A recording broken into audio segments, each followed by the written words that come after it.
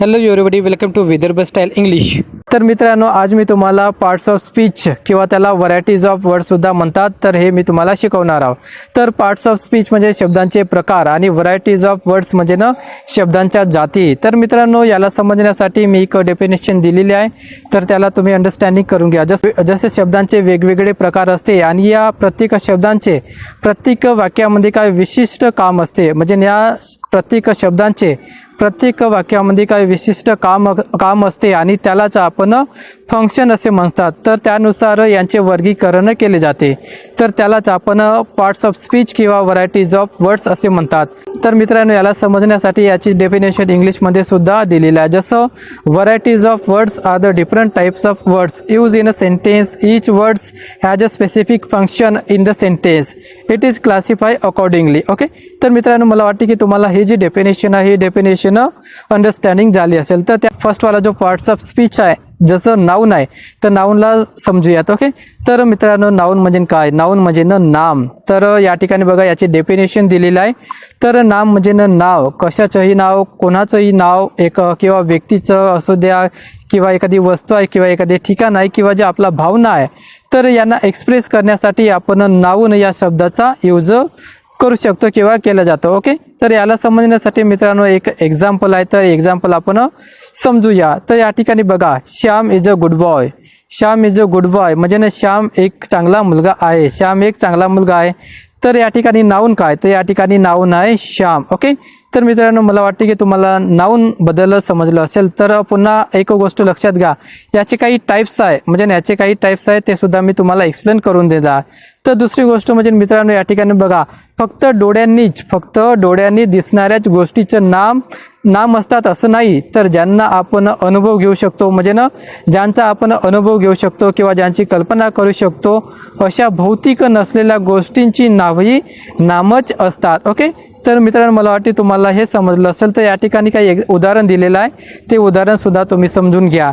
तर या ठिकाणी बघा, दुःख आहे, आनंद आहे, भीती आहे, राग आहे, बालपण आणि तारुण्य हे सुद्धा काय एक नामच आहे. तर मित्रांनो, या ठिकाणी पुन्हा काही वर्ड्स दिलेले आहे, ते सुद्धा तुम्ही लक्षात घ्या. जसं चांगुलपणा म्हणजे गुडनेस, दुष्टपणा म्हणजे विकनेस, आनंद म्हणजे हॅपीनेस आणि भीती म्हणजे फिअर, राग म्हणजे अँगर, बालपण म्हणजे चाइल्डहुड आणि तारुण्य म्हणजे यूथ. तर मित्रांनो, हे असे काही उदाहरण आहे जे नामाचं वर्गीकरण केला जाते किंवा नामाने दर्शविला जाते. तर मित्रांनो, मला वाटते तुम्हाला हे समजलं असेल. तर अशा नामांना व्याकरणात काय म्हणतात? भाववाचक नाम. अशा नामांना व्याकरणात काय म्हणतात? भाववाचक नाम. ओके, तर मित्रांनो, याला समजण्यासाठी पुन्हा खाली काही उदाहरणं दिलेली आहेत, म्हणजे याचे काही ज्याला सब नाउन्स आहे ते सब नाउन्स या ठिकाणी दिलेलं आहे. तर याला समजण्यासाठी नंबर 1 बघा, ज्याला आपण कॉमन नाउन म्हणतात. कॉमन नाउन म्हणजे सामान्य नाम. तर सामान्य नाम काय असते? जसं पेन आहे, बुक आहे, बॉय आहे, गर्ल आहे, मॅन आहे, किंग आणि हाऊस हे सगळे काय एक कॉमन नाउन. हे सगळे काय एक कॉमन नाउन.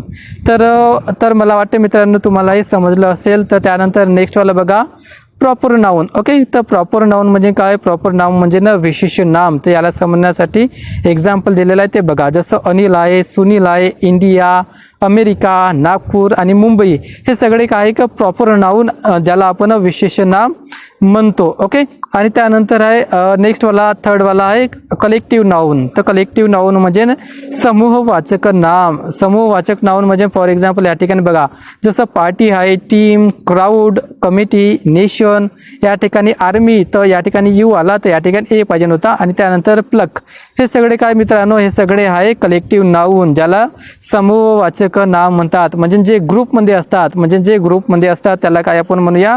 कलेक्टिव्ह नाउन म्हणजे समूहवाचक नाउन. आणि त्यानंतर फोर्थवाला आहे, तर मित्रांनो फोर्थवाला आहे ॲब्स्ट्रॅक्ट नाउन. ॲब्स्ट्रॅक्ट नाउन म्हणजे भाववाचक नाम. ओके, तर मित्रांनो, याला समजण्यासाठी बघा, म्हणजे एखादी भावना, जशी आपल्या एखादी भावना आहे, त्या भावना एक्सप्रेस करण्यासाठी, म्हणजे त्याला एक्सप्रेस करण्यासाठी आपण आपल्या ज्या भावना आहेत त्या म्हणजे एक्सप्रेस करतो विथ अदर पर्सन सोबत, त्याला आपण काय म्हणूया? ॲब्स्ट्रॅक्ट नाउन किंवा भाववाचक नाउन. तर या ठिकाणी काही शब्द दिले आहेत, ते काय ॲब्स्ट्रॅक्ट नाउन. तर मित्रांनो, या ठिकाणी पहिल्यावाला बघा, थेस्ट आहे. थेस्ट म्हणजे चोरी. तर या ठिकाणी पुन्हा थेफ्ट म्हणजे चोरी सुद्धा होत असते. आणि त्यानंतर लॉटर म्हणजे नाश्य, त्यानंतर आहे डार्कनेस म्हणजे अंधार, त्यानंतर काइंडनेस आहे, त्यानंतर पॉवर्टी.